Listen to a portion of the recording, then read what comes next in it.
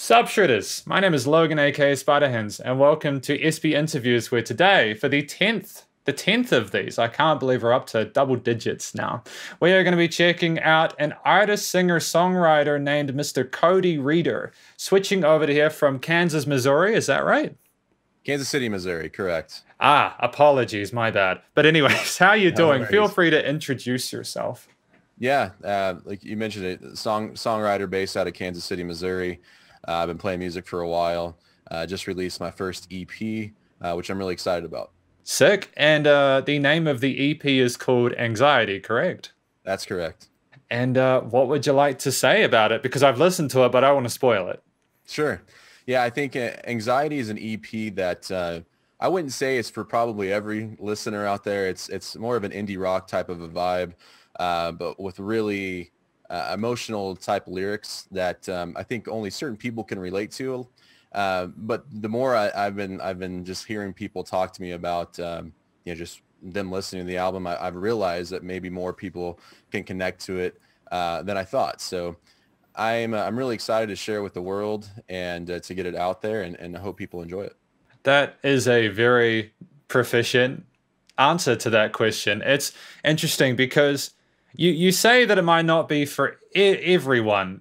While I know a lot of people, at least personally, who have had issues with sort of anxiety and other sort of like issues related to that, Mhm. it is a bit of a tough listen in parts. This EP, isn't it? It is. It touches on it's really all mental health related issues when it comes to anxiety, depression. Um, even touches on suicide in some moments of the EP. It really goes down all those paths, and I think it's writing it was I had to be very vulnerable. For me, when I started this process, it was really therapy for me. And when I started writing, I realized it was something I wanted to release to the world. And with that, it's been kind of a weight lifted off of me being able to share my story with people. And then just seeing how it's been received has been really encouraging.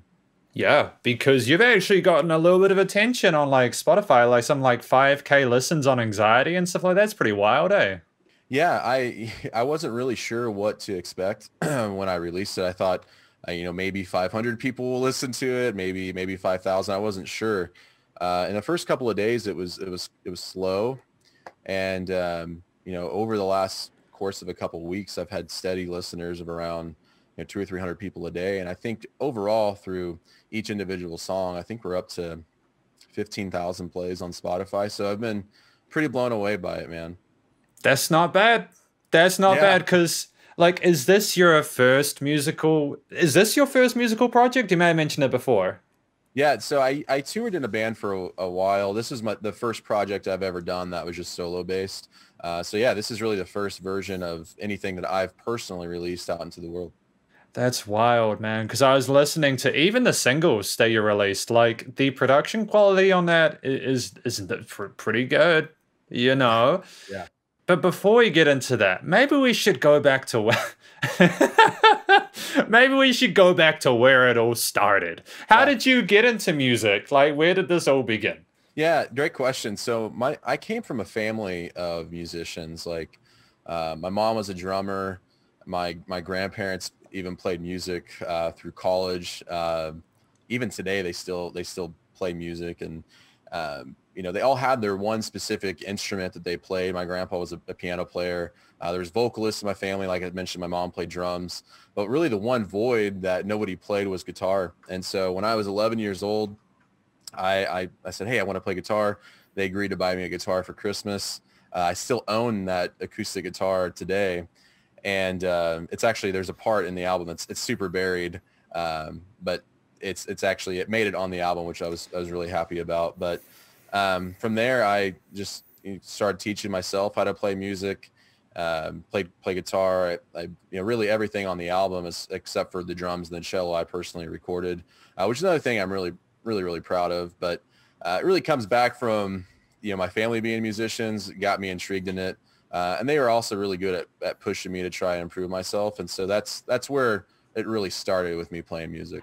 That yeah, I can understand how you got into it because when you've got a family that's that into music, everyone's going to be quite supportive of you doing this kind of thing, right? Absolutely. And I think it's I don't know if it's like a runs in the blood type of a thing, but when you're surrounded by people that have the musical talent, I think it rubs off on you as well. So it was pretty easy to pick everything up and start learning. So like you mentioned how like aside from the drums and the strings, right? Yep, Aside from the drums and the strings, you recorded everything else, correct? that's correct. So you had to pick up some. Did you have to pick up some other instruments as well? Because was there like a bass guitar and stuff like that? Yeah, so I played bass. There are some really small percussion, or not percussion, but some strings that are on the album that I recorded. There's some piano parts specifically on one song that I recorded myself. Mostly, I mean, the guitar is the EP, I should say, is very guitar driven, but I played all the guitar parts, and bass parts I played as well, all the keys parts, that stuff. Fantastic. And like, did you want to talk about any of the previous musical projects you've been into, or like?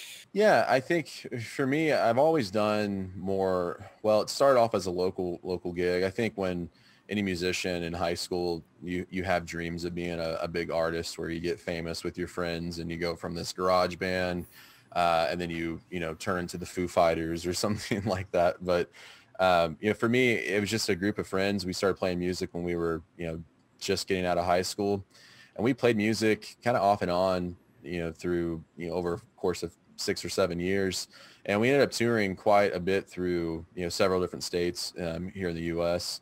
And it never really turned anything that was super crazy big, which it wasn't about that. It was just about us having fun.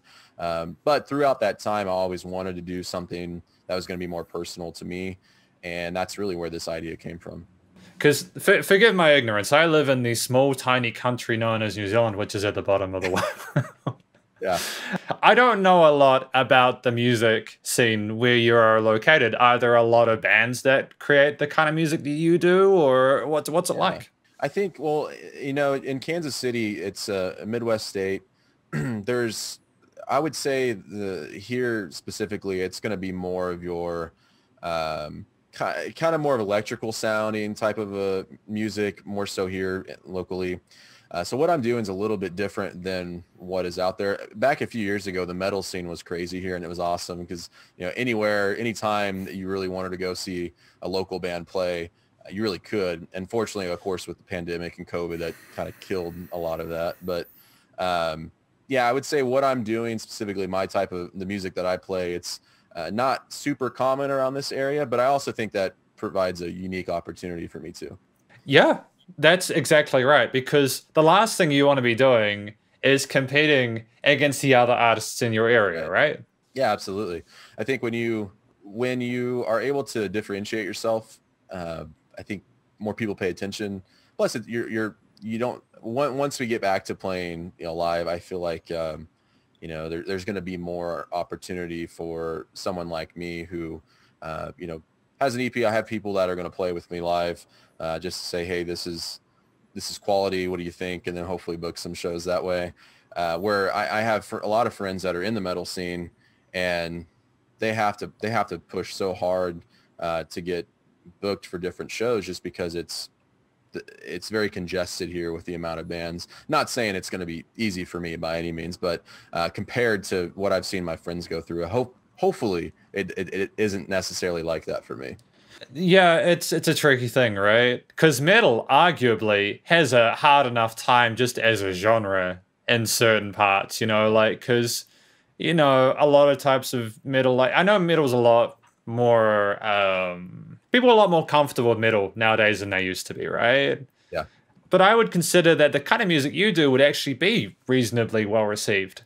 You know what I mean? Yeah, like especially because you can just do acoustic performances, can't you? If you would you Absolutely. do those? Yeah, absolutely. I think that's also really something that's cool about the music is that you hear it and it's very guitar driven, and the drums can be really powerful sounding, but there's also a really uniqueness to it when it's stripped down to just an acoustic guitar.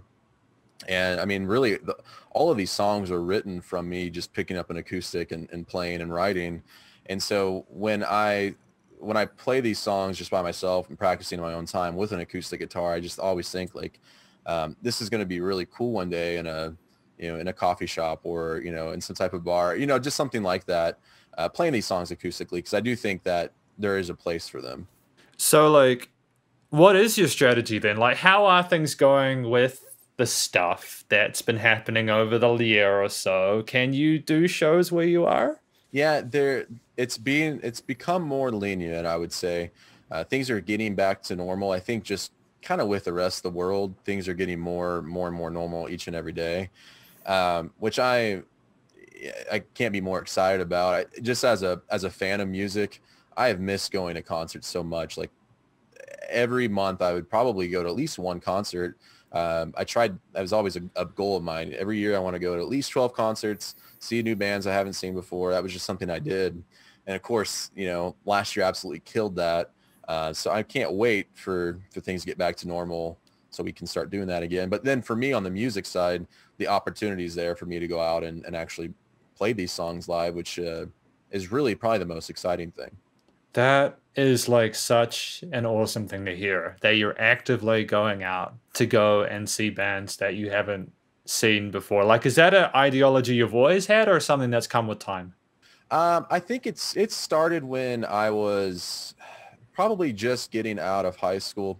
I was dating a girl out of high school, and she invited me to a show. One of her friends that she had tickets to go with had to back out for some reason, and she invited me to go. It was a band I'd never heard of. We went to the show, and it's embarrassing to almost talk about, but I remember standing there, and within 15, 20 minutes of the show, I was moved so much by the performance, like I almost had tears in my eyes. And if you're curious to know, the band's name is Sigaros. I don't know if you're familiar, but most people are. But Sigaros, incredible band, and I'd never heard them before. And then that kind of sparked the interest in me. Like, I need to get out more and start seeing more bands I haven't seen live, just diving into different types of music. And I think with that, it's also allowed me to be more creative in my own recording and own writing process too, just being able to hear all different types of genres. Yeah, well, I mean, to be fair to you, when you go see someone live, it's never, listening to someone on a digital streaming platform or whatever, isn't it? I would argue it's never going to be quite the same as seeing them live.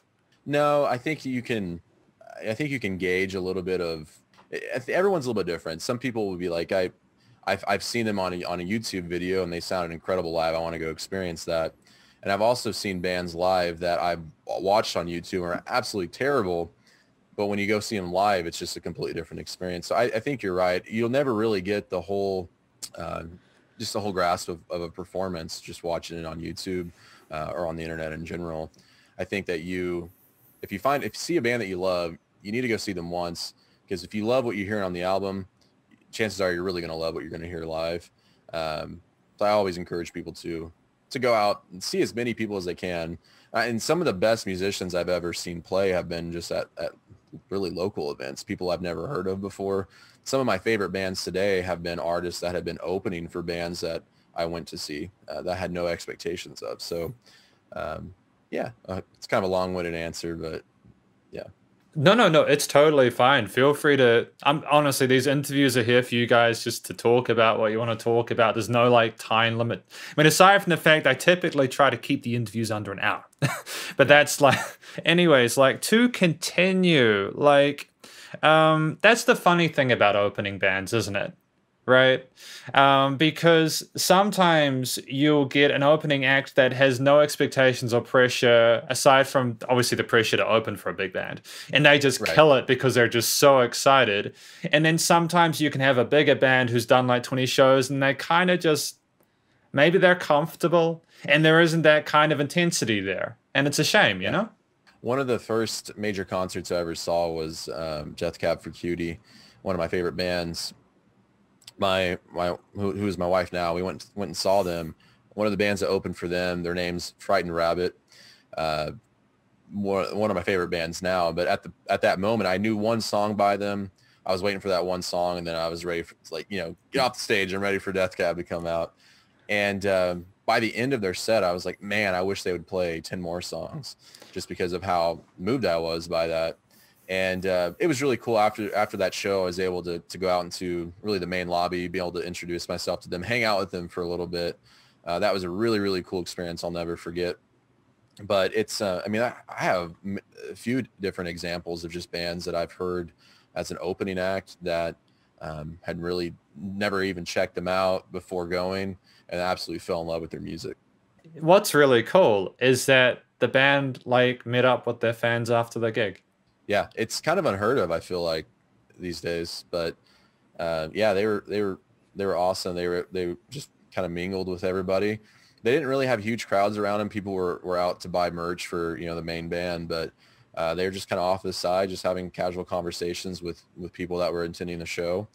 And it was cool to see, because I think there's a point where some people, and you know, this is speaking from somebody really as a fan right now, but I think there's a point where people get too big where they have to forget a little bit about how they've gotten there. And that band, like, it just showed me that just the humbleness to be able to, they just played an awesome set, and then they went out and hung out with everyone that came to see not even them play, but they cared enough to go out there and introduce themselves. And I'm sure that made a lasting impact on more people than just me. Definitely, because it showed that they cared about the people that listened to their music. And that's, you know, it's the trick, right? When you write music about stuff that people will relate to, and then you also try to connect with them by simply making 20 minutes after the gig, you've closed it, haven't you? You've sealed the deal, Absolutely. right? Yeah. Yeah, I think you've created, not, there's, you know, they love your music, and then you've also created a personal bond with them. They're going to be fans for life. I still am. You know, I listen. They haven't released new music in a while. Unfortunately, the band I'm talking about, their lead singer, he passed away a few years ago, but they haven't made new music, of course, in a very long time. But today, I mean, I listen to at least one or two of their songs weekly, and I always think about that moment where I had to just spend a few minutes of my time with them. And that moment now means way more to me at this point, because I'll never have that opportunity again. So Yeah, no. It's I think it's really important to appreciate the times that you have with people, you know, when yeah, they're there. absolutely. And I think that's the beauty of music as well, is that these people, you know, isn't it wild how music can just make you feel these things? How like it Yeah. affects you like this? Yeah, it is really interesting. There's been songs that I'll listen to. I always said that I think no matter who you are or what type of music you like, there's always a specific song when you hear it takes you back to a certain point in your life. And maybe those are good moments, maybe they aren't, but these songs that you play over and over again that you learn, that you love, are almost soundtracks to certain points in your life. And there's times where you know, Spotify playlists will come up that'll be like a time capsule playlist or something like that. Music maybe I haven't listened to in a long time, and I'll hear that song and I think, oh, I remember that because I was in the car driving there that one day. Or I remember that song. I was having a terrible day and I was on my way from work and that song came.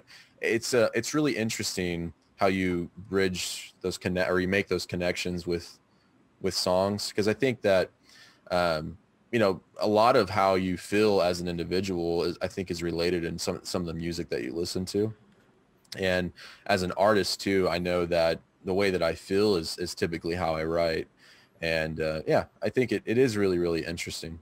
So like in regards to you and how you want to do your shows and all that, like what's the main goal of your music in regards to how you want it to affect people and reach people?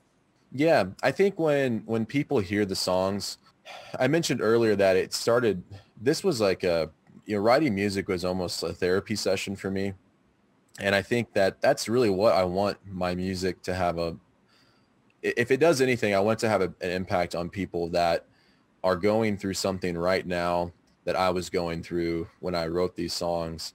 And then they have a feeling of that they're not alone in this battle with mental health and just those things that they're fighting with. And I think when it comes to playing music live, the goal is just, I think, and it's, you know, it's pretty simple. I just want people to be moved, you know, by the music, whether that's the music itself or the lyrics or the melodies. I want people to feel a connection to it, that they want to be a part of it. And like how have your fans been responding to the stuff that you've been making? Yeah. I've heard from, so excuse me, the people I'm close to, I've heard things of like, it's refreshing to hear music like this because it's not very common that you hear lyrics that have just this deep heaviness to it. I've heard some people say, yeah, I had a family member commit suicide and I don't know that I could ever listen to that song again because it brought back too many painful memories. And I've also heard from people that I've never even met, that'll message me on Facebook or even comment on some of the things that I've posted. And like specifically the song Anxiety, there's been a couple of people that have messaged me and say, this is exactly how I feel right now. And so as much as I hope nobody has to feel that way, I'm happy that people are at least connecting to it in a way that they feel it's so personable to them that they want to respond to it. So I think that the response has been way better than I could have even imagined. I feel like it's been the word I'm looking for, it's escaping me right now, but it's just, I've been encouraged by the response, not just from the people that I'm close to and I know, but from people that I've never met. Like, being here in the United States, I thought that the music would be popular here, but Spotify is really cool. They allow you to see where your music's being played, how often, all that stuff. And there's a lot of people in Australia that listens to it, a lot of people in Japan that listen to it. And to me, that's like the coolest thing. Like, it's being played in different parts of the world I've never been to. My music's gotten there, which is really cool. That's phenomenal because your music, it is transcending a potential language barrier if it's going into places like Japan, isn't it? So Yeah. What do you make of that? It's tough to wrap my head around. It really is. There's some bands that I've listened to that, that I feel like they've been able to do that, but there's never any type of lyrics involved. Like, I don't know particularly all the music that you like. There's a band called Explosions in the Sky, which is just a band that, they have these awesome guitar parts and instrumentals and such, and their music's played all over the world, but there's no lyrics tied to it. And so the fact that, like, you mentioned the language barrier, maybe people just enjoy the music enough to want to keep listening to it, but it completely, it's like, it's shaking me in a good way. Like, it's overwhelming, I guess, in a good way to know that people, even if they don't understand the lyrics, know what I'm singing about, they're at least connected to the music enough to want to keep listening. That's, how cool is that? Oh, it's totally dope. It's a dream. It's a dream for like music that is like guitar and sort of vocalist focused to also be able to translate. I mean, isn't that how do you think you got into like Australia and Japan and stuff? Was it through like, how did you do it? I think there's some social media campaigns I ran, albeit pretty small. This whole thing for me has been on during a pandemic, it's been a struggle for everybody. So this has been the recording process. I did everything, and literally in this room where I sit right now is where I recorded every single guitar part, just through, just the stuff that I have and I use here. But, through some of the campaigns that I've ran just on social media, it's been shared by a lot of different people from a lot of different, people that are 20 years old, people all the way up to 48 years old, all different, types of people, people from all different types of lives, different countries even. It's reached a wide range of people. So I'm assuming that's how it's happened. But it's been added to a few different playlists in Spotify. On Spotify, it's been picked up by a few different playlists. And I'm sure that has a pretty significant amount of followers that have been listening to it that way too. Ah, you've got organic growth. Yeah. Yeah. Oh my goodness. I'm not gonna. How did you record that? Like, no, really, when I was listening through your EP, I'm not kind of being I'm being genuine. It did not sound like someone recorded it. Like it sounded like you went to a studio and you did it. Yeah. Well, so the good thing, I guess, about playing music for as long as I did before, I was able to, when we recorded albums and, just released music, I was able to work with people that were really, really good. And I learned a lot from them. I used a couple of different mics. Like you can see this guy behind me right here. It's just a Bluebird mic. I use that for some of the guitar stuff. I have a couple of different Blue mics that I used. This guy, where is it? I have it around here somewhere. There's just a couple of really nice studio mics. It's really all you need. There was nothing I really recorded that had, multiple channels attached to it. So all my guitars were just, mic'd, one in the front, one in the back. My vocals, of course, was just one vocal mic. All that was just ran, obviously through my PC, and we, in this small room, I mean, you can't really tell just based off the camera, but it's a 20 by 20 foot room. It's not finished, so walls, sounds just bouncing off of these walls. And so when we were recording guitar, we had a Dr. Z amp. We threw, I'm not exaggerating, maybe 20 blankets on top of this amp. So we just kept piling blankets piling blankets until we knew that mic wasn't going to pick up the rest of the sound throughout the room. And so I was even impressed a little bit with how well the quality turned out.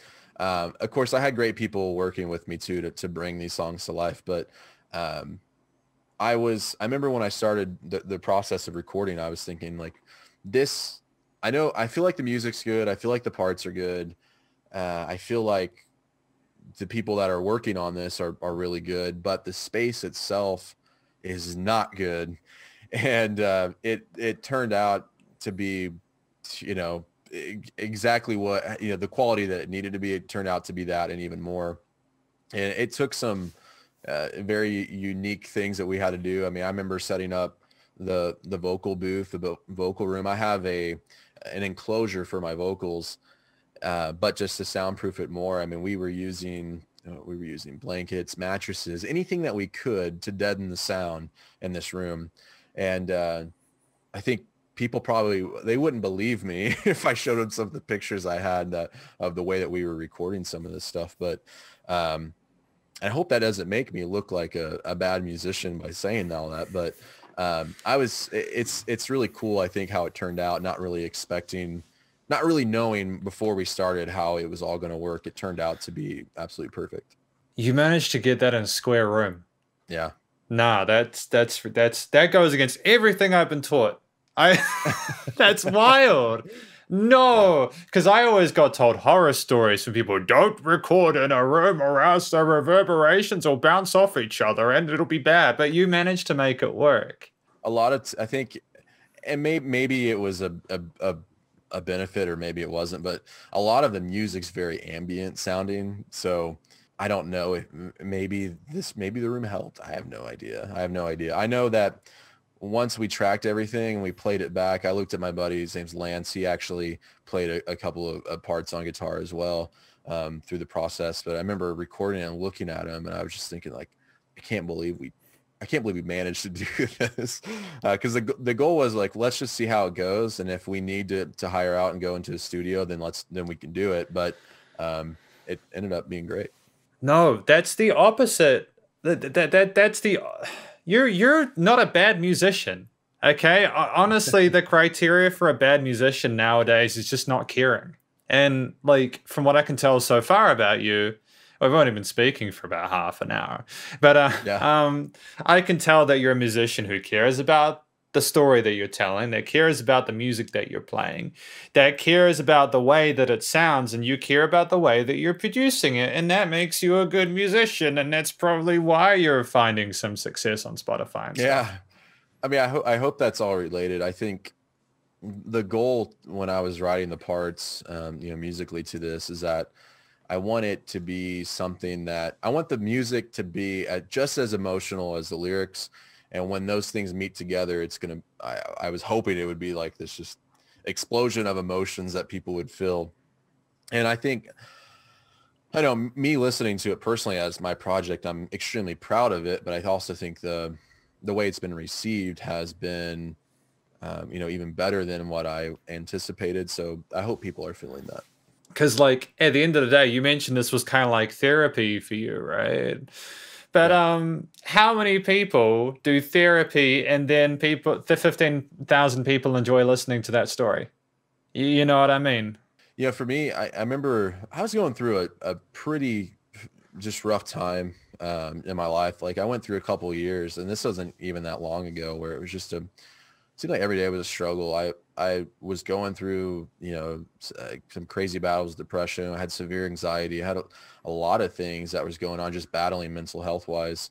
And my friend said, you should check out therapy. It helped me a ton. I never really thought about it. I guess I played with the thought of it, but after a couple of days of pondering, I'm like, okay, I'll reach out and see you. And then I realized the financial investment it takes to do that.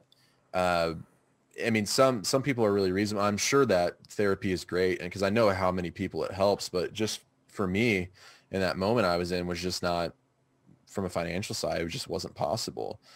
And I was just like, well, I'm just going to do what I always do when I'm upset about something. I'm going to pick up my guitar and I'm just going to see where it goes. Sometimes I'll put on an album I know like the back of my hand and just play along with it.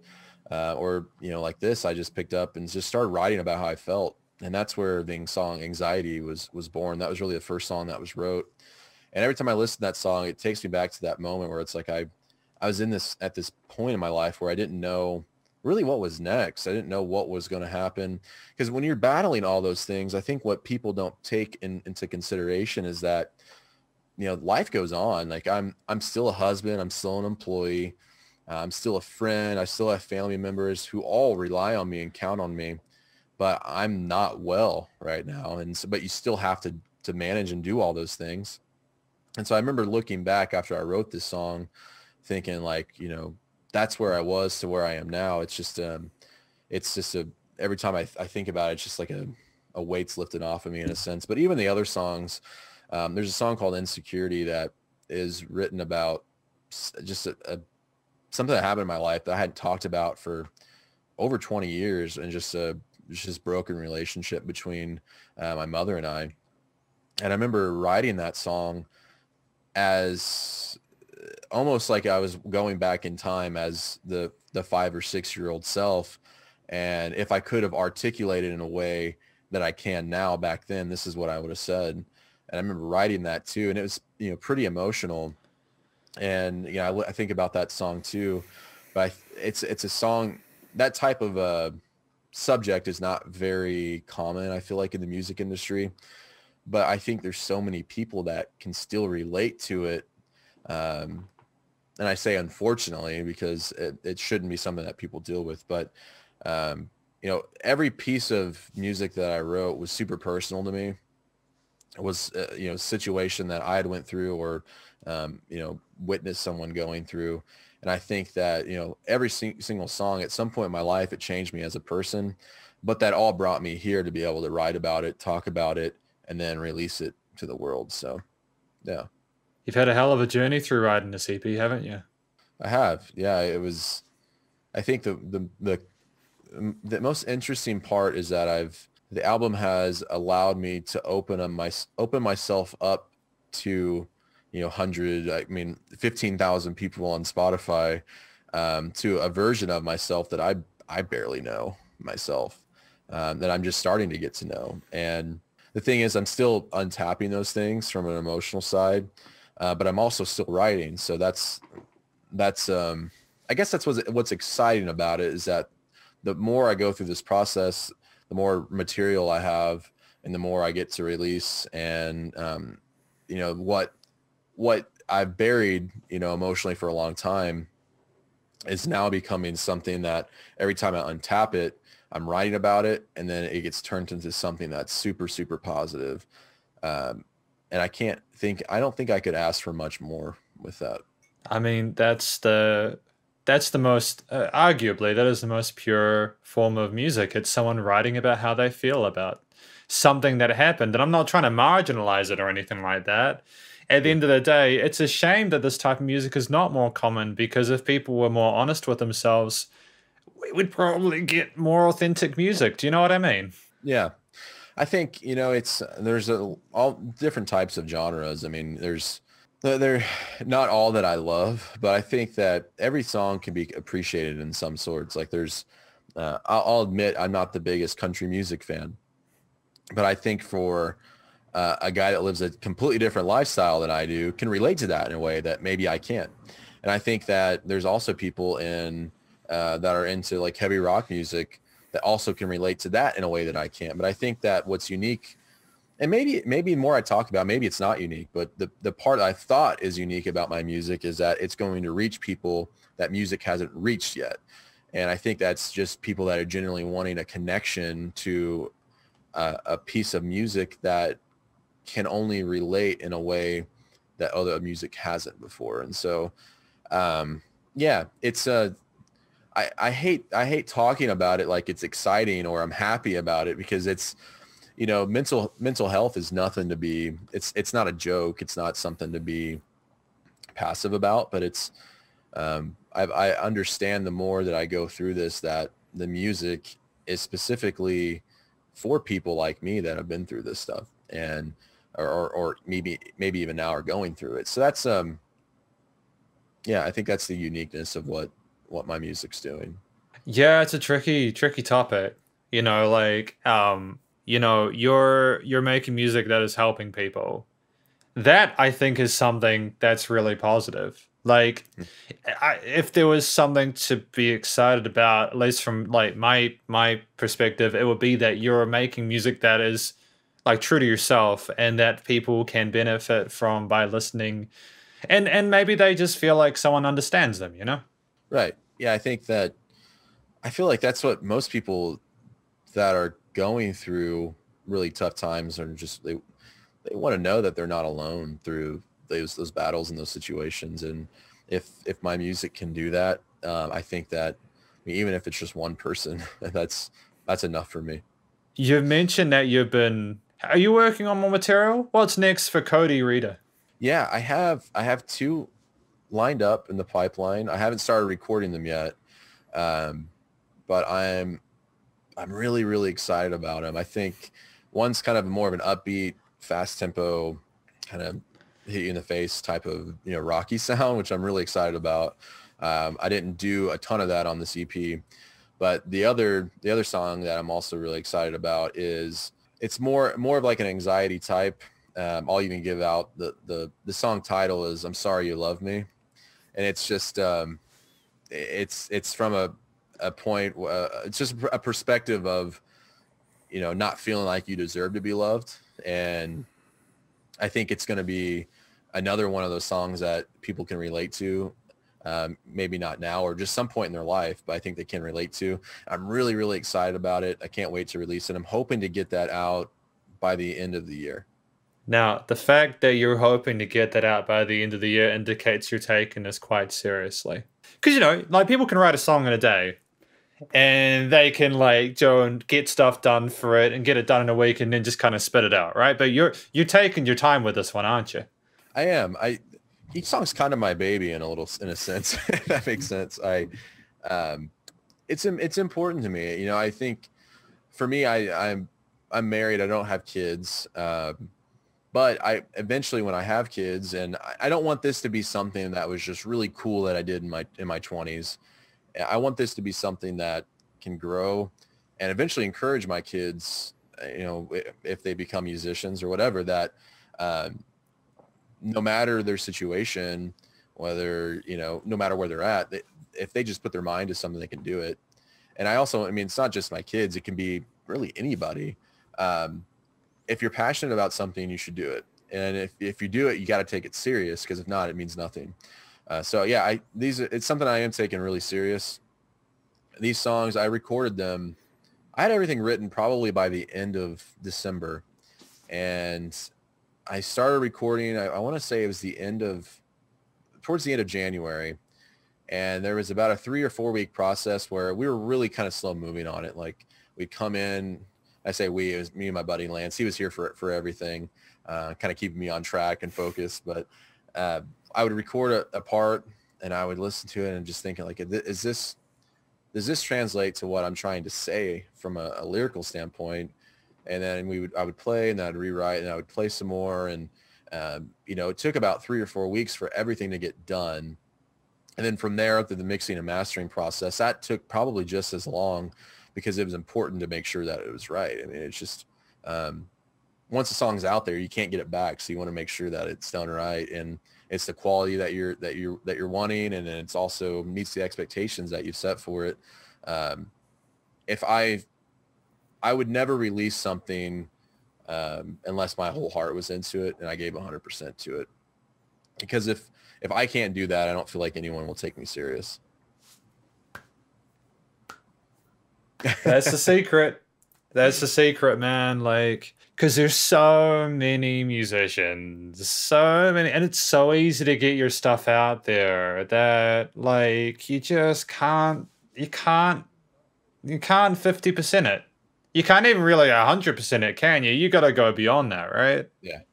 Like, do you think you're going to, like, release an album at some point? Like a big compendium of all this stuff and, like, a big tapestry, or? Yeah, I think when I first wrote everything, I was like, I'm going to release an EP, and then I'm going to release a back half of it, and it's going to be a full album. But the more that I've thought about it, I think that this EP is just going to be the standalone EP, and then I'm going to release a couple of singles, and then hopefully I'll have enough material at that point, you know, the 5 songs of the EP, the 2 songs I'm releasing, and that'll be its own thing. And then at that point, I would release a 10 to 12 song full album that's not been previously released. And so that's the goal. Just got to keep writing. You know, there's songs that I've written, and I listen to, and I think back. What I do is I'll write a song, and I'll just do an iPhone audio song, you know, with an acoustic and me singing it, and I'll listen into it in my car 100 times, and I'll say, yeah, this song's really good. I feel like this is good. I want to continue, you know, writing this, or I want to continue building this. There's also times where I'm like, okay, I wouldn't listen to this song again, and there's no way anybody else would. So there's been times like I've gone through that. So hopefully I have enough material to release a full album within the next year and a half. But that's definitely the goal. Yeah, like, honestly, is there really a need to rush this? I don't think so, right? If you take your time and write good material and you're already getting attention, you'll be fine, eh? Yeah, I think that the important thing now is just to make sure that you're releasing music that's going to matter to people. And if you can do that, I feel like they're always going to want to continue to listen. I know that's how I am as a listener. There's bands that in 20 years, if they put out a single, I'm going to listen to it, and I'm probably going to listen to it multiple times. But I think if you just if I can continue to release quality music, the people that are listening to it right now, hopefully will want to continue to listen to those new songs. And so I think you're right. I don't think there's any reason to rush it. And the other side of that is rushing. It's not always the right thing to do. It typically, you're going to lose quality with it. And that's something I'm not willing to compromise. Man, it's great to hear someone who's kind of just really onto it with what they want to do with their musical endeavors. We've covered almost everything. Like, what's... Yeah. I've got 2 more questions. Okay. 2 more. The first of these 2 is, what's your plan for, like, do you want to go on tour or anything like that with this stuff? Do you want to go explore?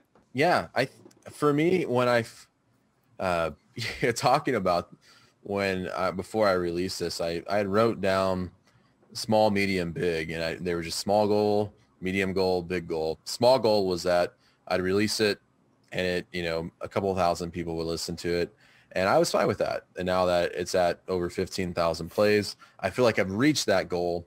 So moving on to the medium-sized goal would be for me to play acoustic shows locally, even some live shows with a full band locally. That's the next step. That's probably what's next for me.